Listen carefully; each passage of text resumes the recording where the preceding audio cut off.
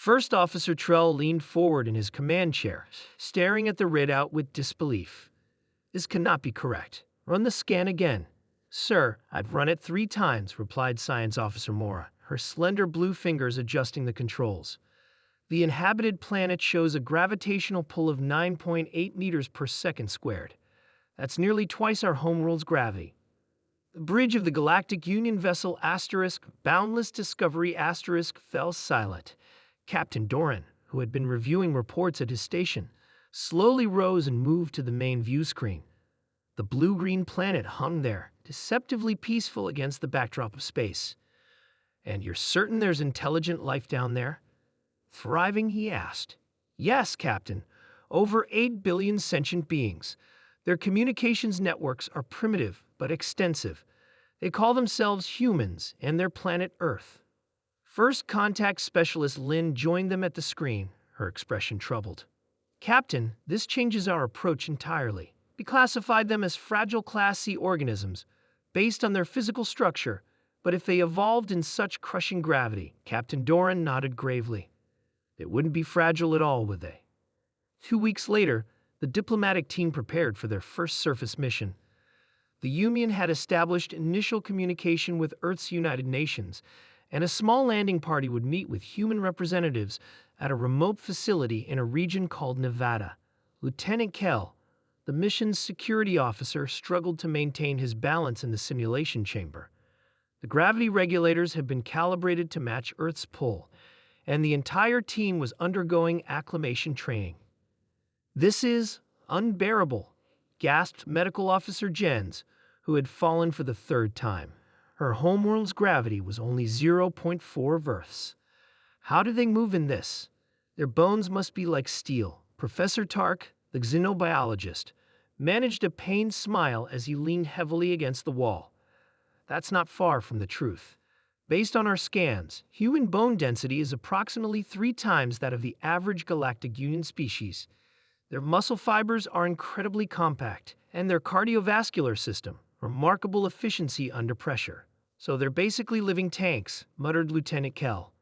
More like they evolved to function perfectly in conditions we would consider crushing, corrected Tark. It's fascinating, really.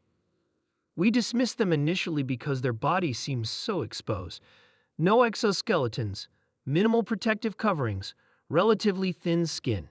But underneath, they're built for a world that would kill most of us within days, finished Ambassador Vela, who had just entered wearing her exosupport suit. Which is why we'll all be wearing these on the surface. The suits will counteract approximately 40% of Earth's gravitational pull, making it manageable for short periods. The landing was smooth, but stepping onto Earth's surface was anything but. Despite their exosupport suits, the diplomatic team moved awkwardly, each step requiring conscious effort. The Huon delegation approached across the tarmac. Ambassador Vela noted with scientific fascination how effortlessly they moved, running, gesturing broadly, even jumping slightly in excitement. One human, a tall male with dark hair, who introduced himself as Director Thomas, extended his hand in greeting.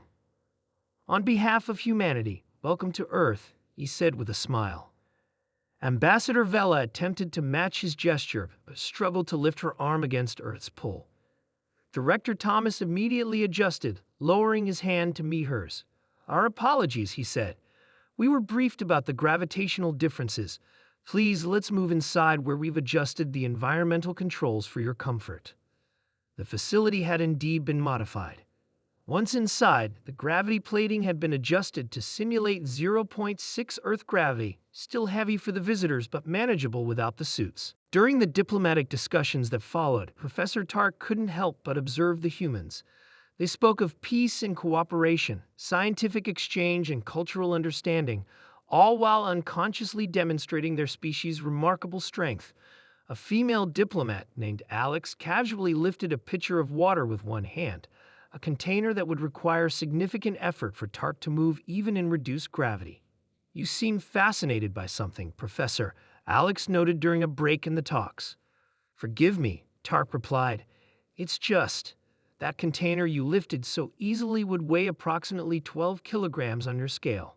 On my homeworld, that would be considered quite heavy. Alex looked at the water pitcher with surprise. Really? I didn't even think about it. She smiled. I suppose we all take for granted the conditions we evolved in. 3 months later, Captain Doran reviewed the preliminary reports from the Earth diplomatic mission. The exchange program was proceeding successfully, with humans beginning training for reduced gravity environments aboard Union vessels, while Union specialists continued their studies of Earth's unique conditions. One report in particular caught his attention, a physical training demonstration where a human athlete named Miguel had performed what they called gymnastics in Earth's full gravity. The video showed Miguel launching himself meters into the air, flipping and twisting his body with precise control before landing solidly on his feet. Remarkable, Doran murmured. To think we almost classified them as fragile. First Officer Trell, reviewing the same reports, nodded thoughtfully. The Galactic Union has encountered many species across thousands of worlds, yet we still make assumptions. These humans, evolved under constant pressure we can barely withstand, have developed not just physical strength but incredible adaptability. And imagine, added Science Officer Mora, what they might accomplish in lower gravity environments. Their natural strength combined with reduced resistance, the implications hung in the air between them, both concerning and promising. Humans had developed civilization while carrying the weight of their world quite literally on their shoulders. Now, as they reached for the stars, that burden would lift. The universe might never be the same.